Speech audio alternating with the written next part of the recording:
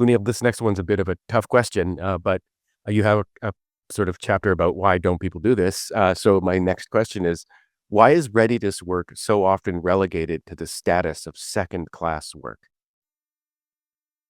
It's a to me that's a fascinating question, and it's something that I struggled with trying to explain that in a succinct manner.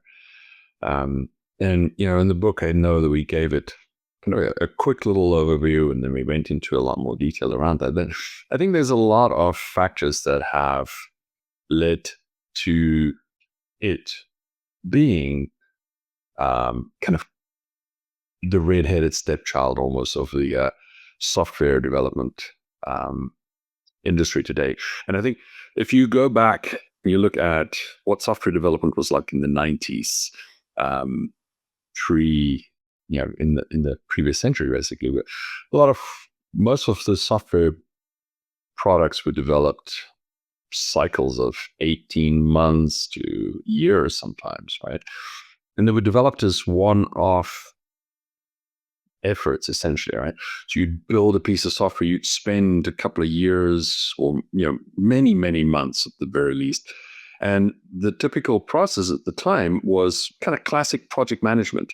You'll gather you kind of understand what the whole charter of the project is, and then you'll come up with all of the different requirements up front for the entire thing, right? Then you'll go and you walk and task it all out and try to understand and then you go into kind of managing the whole process. And in software, it end up being development and testing, and then kind of release cycles and coming back and fixing things, etc. Right? But we often had these very, very long periods of efforts on writing a complete set of documentation for software. Right? Um, Mountains, like tomes of specifications. I've seen this myself. I've been involved in that over the years as well. And when the Agile Manifesto came out, you ended up having this kind of almost, it's like there was this allergic reaction was already building in the industry, because you would spend months and months writing all those requirements, building software, and then eventually bring it to the customer, and you find out so many things are wrong. It's not completely wrong. And you have to go back. And so it's like, okay, you've spent all of this time writing all of this documentation, doing all of this preparatory work, requirements, etc., only to find out that it was wasted. All that time and effort was wasted. And part of it is because of the biggest part of it is because we were doing software development in complete batches, right? You build the entire thing end to end, and you do the phase gate thing, which was typical to project management. But so Agile essentially was a response to that and saying, this is ridiculous because we're wasting so much time. We need to build in kind of early feedback and these cycles to be able to adapt to it. And so the Agile Manifesto had this thing where it was saying, we've come to value working software over comprehensive documentation, for instance, right? And I think part of that then is a lot of misunderstanding, even today still. I was just reading an article about one of the people who actually was involved in creating the manifesto, who said something similar to this. Is like you working with development teams, very high-end development teams today, and they apologize for spending 20 minutes talking about requirements. It's like, wait, what?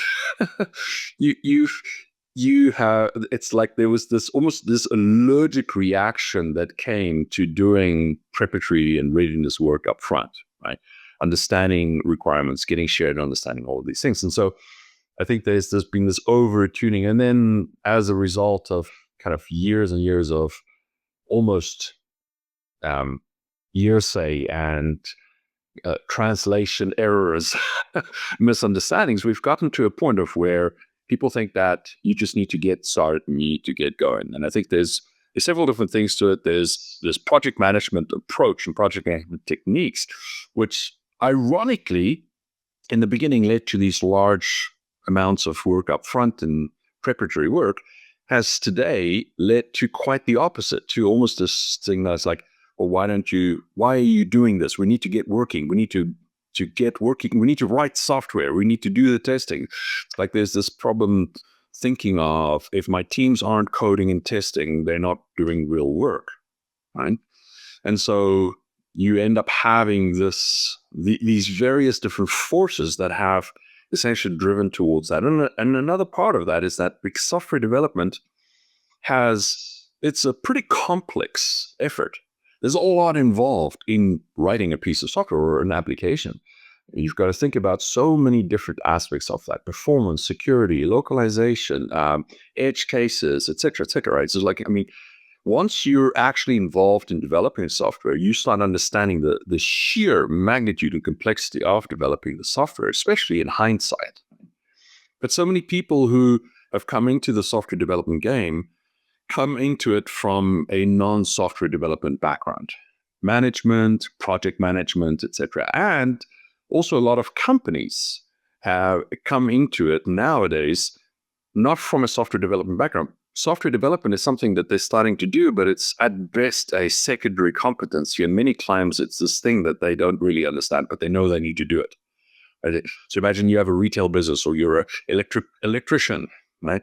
You have an electrical business and you want to create a little mobile app for your people to use, etc. But software is not your business. And so how do you understand the complexity of that, etc.? And so I think because of all of that, there's been this overtuning on we need to code and we need to test. And everything else has been hidden behind the scenes. And so therefore it's not known, it's not understood, and not respected.